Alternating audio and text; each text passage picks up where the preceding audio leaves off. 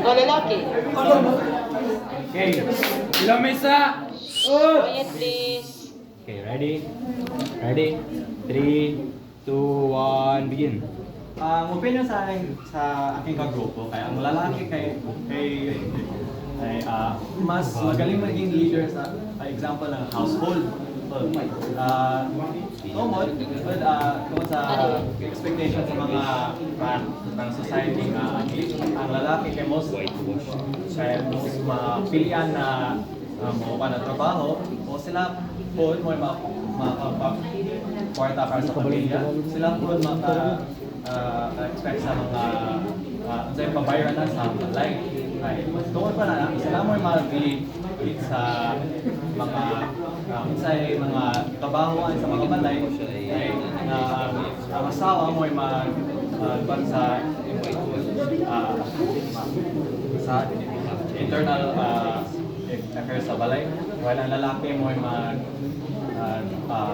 mag-keep sa pamilya afloat o gamit sa Stop. Ready? Bako. 3, 2, 1, begin. Baliwala ang isang lalaki kapag wala sa kanya ang isang responsibilidad. Unang-una, bago magkakaroon ng leader sa isang bansa, kailangan muna natin simulan sa isang tahanan. Sa isang tahanan, baliwala ang pagsisikap ng isang lalaki kung walang nagsasabi, walang nag-uutos o walang magpapaalala sa kanya kung ano ang kanyang mga responsibilidad. Walang lalaking nagtatrabaho kung walang babaeng sasabihin sa kanyang maghanap buhay ka. At lahat ng mga babae, makikita natin sa isang tahanan, sila ang unang namumuno sa mga nasasakupan. At sa isang tahanan, ang mga nasasakupan nila ay ang kanilang mga anak. At kaya naniniwala kami na ang isang babae ay karapat-dapat lang maging mamuno sa isang bayan dahil nasa kanya ang kakayahang magdesisyon at kung ano linisin ang isang mamamayan at para mapanatili ang isang disiplina sa isang bayan. Dahil naniniwala... Stop. Okay. Everyone ready? 3, 2, 1, start. Aside sa sinabi ni Hao nga, yung mas better yung lalaki na maging leader sa isang household, pwede rin ito natin ma-apply sa business-minded. Kasi kung ililista natin lahat ng mga CEO ng mga malalaking kumpanya tulad ng mga Microsoft, Apple, yung mga ganyan, mostly lalaki yun.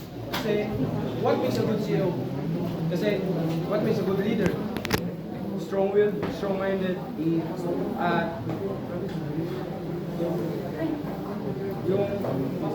at marami pang iba. Lahat yun, that's what makes us a leader. So, yung nilista ko yung Microsoft, Apple, sila yun, si Bill Gates at si Steve Jobs, di ba mga lalaki? At hindi lang sa mga kumpanya, yung mga inventors. Mostly lahat mga lalaki. Okay. Ready, Alvin? 3, 2, 1, begin. ang pagiging leader ay hindi lang natin pwede i-base sa pagiging business-minded. Kasi hindi lang naman business ang kailangan natin para maging leader. Marami din dapat tayong i-considera. Kagaya ng pagiging responsibilidad, pagiging patulungin, marami pang iba. Kung pagiging business-minded lang ang ating titignan, paano na lang yung ibang gagawin ng mga ibang leader kung wala siyang ibang kakayahan, pagiging business-minded lang. Mas mabuti talaga kung babae ang maging leader dahil marami silang nalalaman. Sa bahay pa lang, nasa kultura na natin na tinutulungan talaga ng mga babae ang mga lalaki sa pagtulong sa bahay.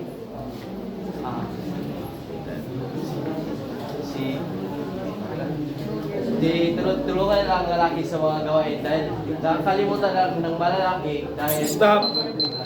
Okay. Ready? 3, 2, 1, begin. So para sa atin, mas mabuti na ang lalaki ang magiging leader, hindi lang sa ating pamamahay or sa business, kundi sa ating din pamahalaan. kung nakikita niyo na ang mga presidente ng ating Pilipinas ay halos puro lalaki. Dahil sila ay mas matapang, mas may kakayahan, lalo na kung may mga sakuna sa iba't ibang bahagi ng Pilipinas. Sila ay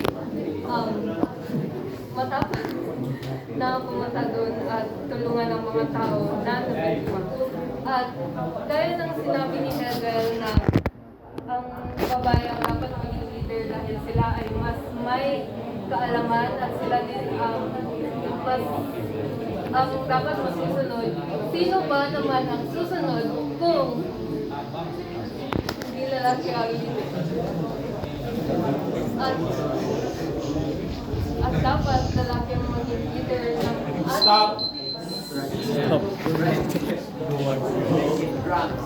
Lumaging pao, ready?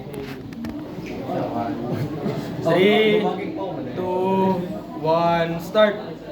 Sasabi mo na ang mga lalaki ay lahat ng presidente ay lalaki. Kasi sa unang panahon, yung mga babae ay hindi recognize. Sa ngayon, marami ng babae na kukuha ng blue-collar job, hindi lang lalaki. Tapos, sa military, mga babae ay pinagkuhanan ng commander kasi alam nila na paano mag-alalaga ng platoon at mga lalaki at mga iban pa. At sa business, walang kuhan, hindi lahat lalaki na successful. Meron din lalaki na maraming kakayahan ng kuhan. Pero yung mga babae, alam nila. Okay. Next. Wala na si Kuan do. Si Kuan. Kilomisa! Ready? 3, 2, 1, begin. Para sa akin, babae dapat Sayang. lalaki dapat naman yung leader. Alam natin sila ay malakas, sila ay magdagaling mo. Si Kuan. Alam namin na Si Kuan eh. halos parang magawa, silang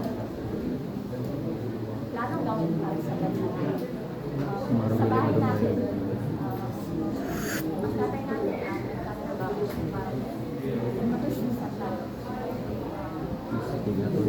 Daot na mo gahapon. Maliit siya. Sila ang tumutulong. Hindi makonsay mo. Mataran na daw. Dali o punta rin mo. Dili na siya kabalong kuan mo. Kuan Makang am siya. mistake sa crowd.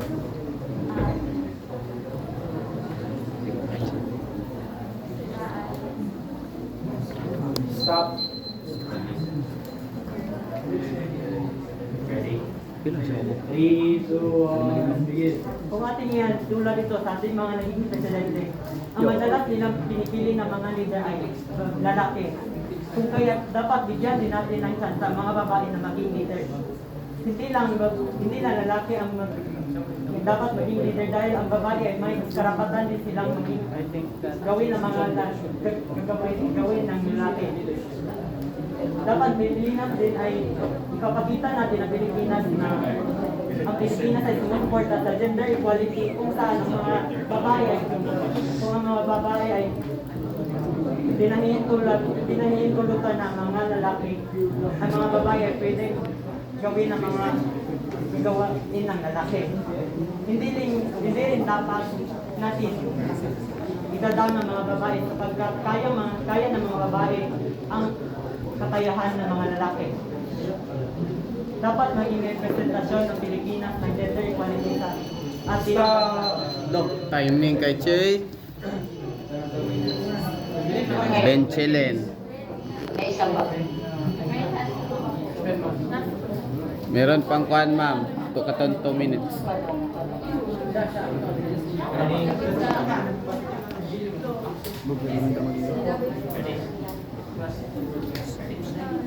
Three, two, one, start. Kailangan ang lalaki ang mamuno dahil kung titingnan mo, ang mga babae ay may malalapot sa puso.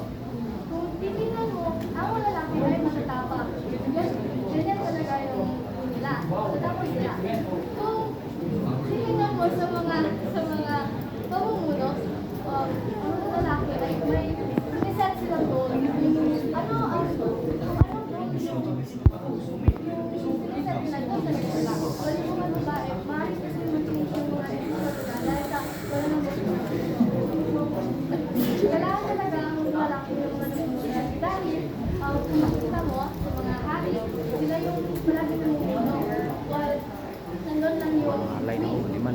kasi Ay, sila lang naman tapos yung mga lalaki sila yung nagsasabi ko hindi lalaki ang Okay. 3, 2, 1, begin. pati sinabi na ang mga lalaki ay ang mga babae ay mas may malalambot na puso.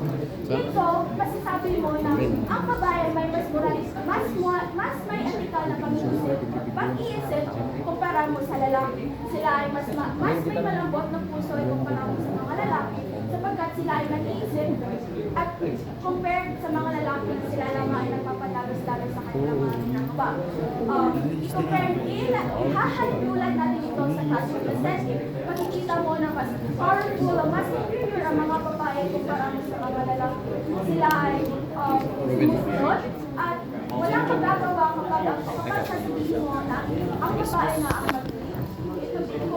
kaya hindi na susukan ang pagiging leader sa kung ano ang kasalian mo. Kaya kung tatanong ko sa'yo, kung kaya ng lalaki, bakit hindi kaya ng babae?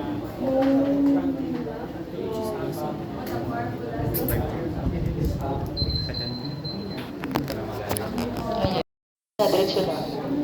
3, 2, 1, let the battle begin. Kitsa. Igo. Ani boy. Tilo mesa. Okay, 3, 2, 1, start.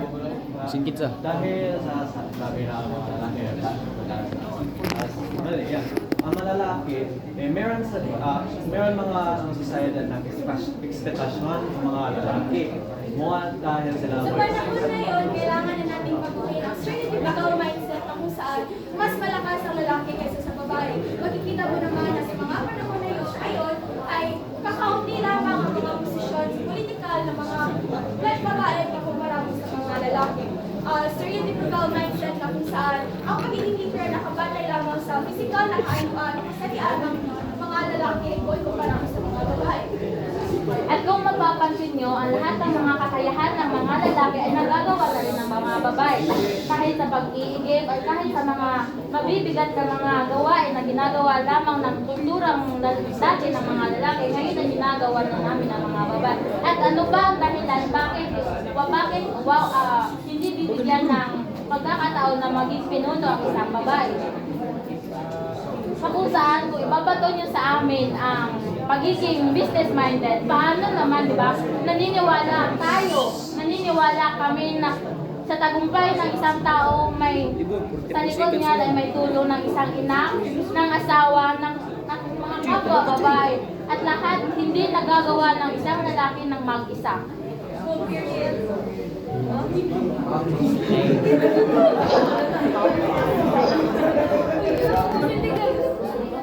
Sige, go. Ito, 23 na lang. Kasi naniniwala din naman kami na ang pinuno ng isang bayan ay nagsisimula sa isang tahanan kung saan makikita nyo, maniniwala kayo. Kinsa di ay ang haligi ng tahanan. Di ba ang lalaki?